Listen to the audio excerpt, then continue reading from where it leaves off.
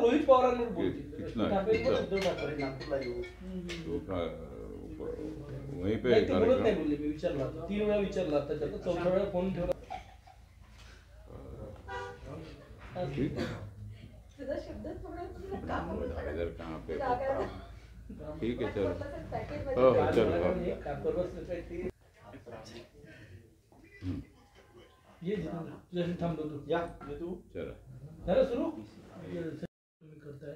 विदर्भात कुठल्या कुठल्या मतदारसंघावर आहे आता काय ते चर्चा होईल महायुतीचा.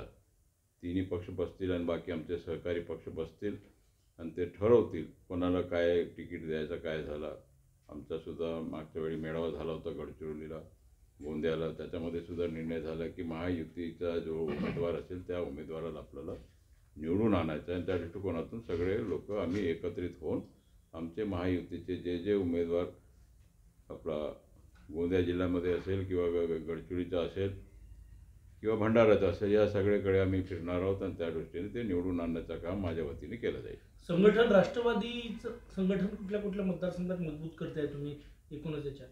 आता काय आता आमचा मागणी आहे, परंतु आता मागणी करायला सगळेच मागणी करतात आणि त्या प्रमाणामध्ये मागणी आमचाही आहे की आम्हाला सीट मिळायला पाहिजे. परंतु महायुतीचे नेते जे ठरवतील वरतून जे आदेश येईल त्या प्रमाणामध्ये आपल्याला काम करायचं.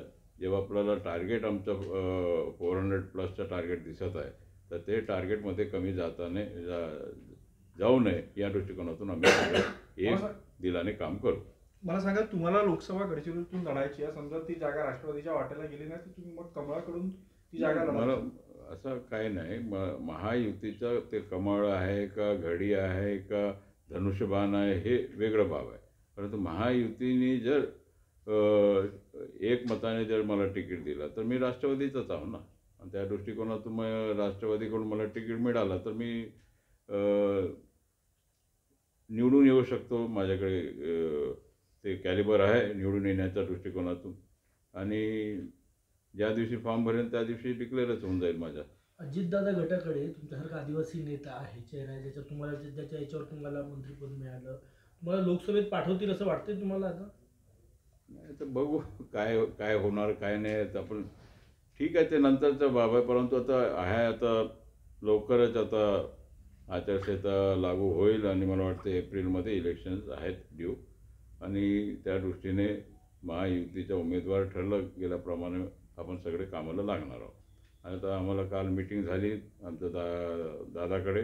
त्या मीटिंगमध्ये आम्हाला सांगण्यात आलं की आता सगळं लोकांनी आता सगळे आपले 41 आमदार आहेत, खासदार आहेत, हे सगळे मिळून आता इलेक्शन मोडवर सगळे कामाला लागा असं प्रकारचं डायरेक्शन काल आम्हाला मिळालेलं आहे आणि त्या दृष्टीने आम्ही सगळं कामाला लागलेलो आहोत.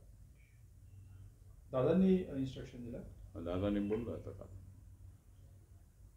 आमच्या दर मंगळवारी बैठक असतो. त्या बैठकीमध्ये आता निर्णय झाला की काम आता आपल्याला लोकसभेला महायुतीचे उमेदवार 48 ते 48 निवडून आणायचं आहे टार्गेट. 45+चे 48 झाले का आता? आता वाटते ना त्याविषयी वाटणार नाही आता काय आता मंदिर आता काल परवा तर 22ला हे झालं आता उद्घाटन. आता ते आता प्लस होणारच असं आहे. आज एखादी सोडण का काँग्रेससाठी काही नाही मागे एक होता भेटणार नाही त्यांना असं आहे. आज तुम्ही हे लोकांशी संवाद साधण्याचा कार्यक्रम घेतला, जनता दरबार घेतला. काय उद्देश? निवडणुकीच्या पूर्वी जनता दरबार ते तुम्ही तुमच्या लोकांशी पक्षाची जबाबदारी दिली. नागपूर हा राजधानी उपराजधानी आहे महाराष्ट्राचा आणि उपराजधानी मजबूत असला पाहिजे.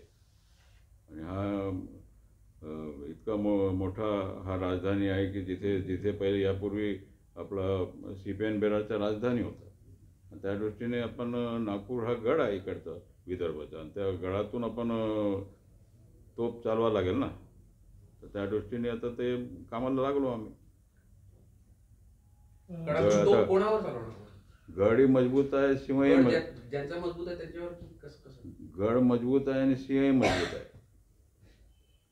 जसं सिंहगडचा गड आला आणि सिंह गेला असं नाही. आता सिंहही आहे आणि गडही आहे. रश्मी ठाकरे सक्रिय राजकारणात येण्याची शक्यता आहे लोकसभा कदाचित या नाही, लोकसभा आता काय ते तितकं मला माहीत नाही. तितकं सगळ्यांचा हिशोब ठेवत नाही, परंतु इतकं माहीत आहे की आता राष्ट्रवादी, शिवसेना आणि ते काँग्रेस हे जे आघाडीचे आहे तिन्ही आता झोपायचा वेळ आलेला आहे त्यांना सगळ्यांना.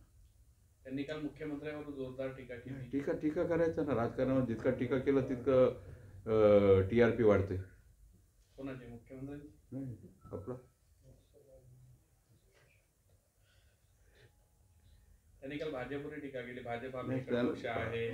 असं आहे ते आपले नेते आहेत शिवसेनाचे, ते आपले उद्धव बाळासाहेब ठाकरे शिवसेना, त्यांना टीका करावंच लागेल. टीका केलं तर लोक ऐकणारे जुडतील. गोंदियाचे तुमच्या गडचिरोलीची वैनगंगामध्ये नावे ते कोमुनाचं जवळ त्याच्याला काही मदत मिळेल का? तुम्ही काही आढावा घेतला का अधिकाऱ्यांकडनं? त्याची काहींच्या बॉडीज मिळाल्या नाही. काय 2 बॉडीज मिळाल्या आहेत. आता मी उद्या जात होतो. आता हे 27ला मी जाणार तिकडे प्रत्यक्ष. ते जाऊन त्याचा एक्झॅक्ट परिस्थिती काय ते बघणार आणि मुख्यमंत्री निधीतून त्यांना जरूर मदत देण्याचं काम आपण करू.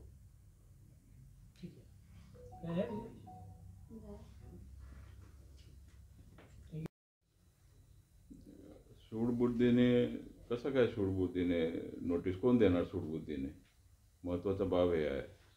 ईडी काय सूडबुद्धीने काय देणार नाही. ईडीचा कार्यक्रम वेगळा आहे, त्यांचा ऑटोनॉमस बॉडी आहे आणि त्या दृष्टिकोनातून त्यांचं काम ते करतात. आणि ते जे करून राहिले योग्य आहे का नाही ते आता ते त्यांनी पाहायचं, त्यांनी उत्तर दिलं पाहिजे त्या प्रमाणामध्ये. जेव्हा काय केलं नसेल तर मग घाबरायचं कारण काय? शक्ती प्रदर्शन करू राहिले, या माध्यमातून कुठेतरी राजकीय मायलेज मिळवण्याचे प्रयत्न करत आहे का? ते असं आहे की नेते लोकांना घेऊन जायचं, ईडीवर प्रेशर करायचं आणि काहीतरी त्याच्यामधून सहानुभूती प्राप्त होते का, राजकीय दृष्टिकोनातून सहानुभूती प्राप्त होते का, हे पाहायचं काम ते करत आहेत. आणि त्या दृष्टीने ईडीला काही फरक पडत नाही. ते 1000 लोक गेले, 10,000 लोक गेले तरी ईडीचं काम ईडी करणार आहे. त्यांच्याकडे काय पुरावे असतील त्याकरता त्यांनी मला वाटतं दुसऱ्यांदा बोलवलं आहे त्यांना. आणि त्या दृष्टिकोनातून जे काही कारवाई करतील ते योग्य न्यायाप्रमाणे कारवाई करतील. ते अनिल देशमुखांचं म्हणणं आहे की हे सगळं जे आहे ते विरोधकांना दाबण्यासाठी करण्यात येत आहे. जिथे जिथे त्यांच्या विरुद्ध कोणी बोलण्याचा प्रयत्न करतात त्यावेळेस अशी कारवाई होते. विरोधक असतील परंतु ते दादांचे नातेवाईक आहेत आणि असं काय आम्ही सूड भावनेतून घराघरामध्ये असं काही कारवाई असं होत नसते. आणि त्या दृष्टीने जे काय कारवाई होत आहे ईडी करून ते त्यांच्या पद्धतीने ईडी त्यांना काय भेटलं असेल, एव्हिडन्स भेटला असेल त्याकरता त्यांना दुसऱ्यांदा बोलवलेलं आहे आणि त्या दृष्टीने ते कारवाई करत आहेत. काल उद्धव ठाकरे बोलले की आता ज्या पद्धतीने या केंद्रीय संस्थांचा गैरवापर केला जातो, आमची सरकार येऊ द्या, आम्ही तुम्हाला बंधून घालतो. नाही, ठीक आहे. ते जेव्हा सरकार येईल ते स्वप्न पाहत बसतील. सरकार येण्याचं काय कारणच नाही. आता पुढचा येणारा सरकार 200+ राहणार आहे आमचं महायुतीचा. त्या दृष्टिकोनातून ते स्वप्न पाहण्यापेक्षा आता जे काय त्यांच्याकडे शिल्लक आहेत त्या लोकांना सांभाळलं पाहिजे आणि ते नाहीतर ते सुद्धा आमच्याकडे येऊन जातील काही कालावधीनंतर. ते आले पाहिजे म्हणूनच तुम्ही या सगळ्या कारवाई करता? नाही, ते आले पाहिजे म्हणून नाही. ते लोक आता फ्लो आहे ना. आता इतका मोठा राम मंदिर झालेलं आहे, बांधण्यात आलेलं आहे आणि जे 500 वर्षामध्ये जे घडू शकलं नाही ते मोदीजींनी बांधून दाखवलेलं आहे. एक प्रकारचा एक इतिहास झालेला आहे. आणि त्या दृष्टीने पूर्ण देशामध्ये म्हणजे भामरागड लाहेरीपासून म्हणजे आमचं शेवटचं गाव, महाराष्ट्राचा शेवट, त्या आदिवासी गावापासून तर इथपर्यंत मुंबईपर्यंत आपण पाहतो की सगळीकडे हा देशामध्ये आणि महाराष्ट्रामध्ये इतका भयानक पद्धतीने स्वागत झालेलं आहे. तर ते आता काय नाही, आता 400+ आता लोकसभा. अं,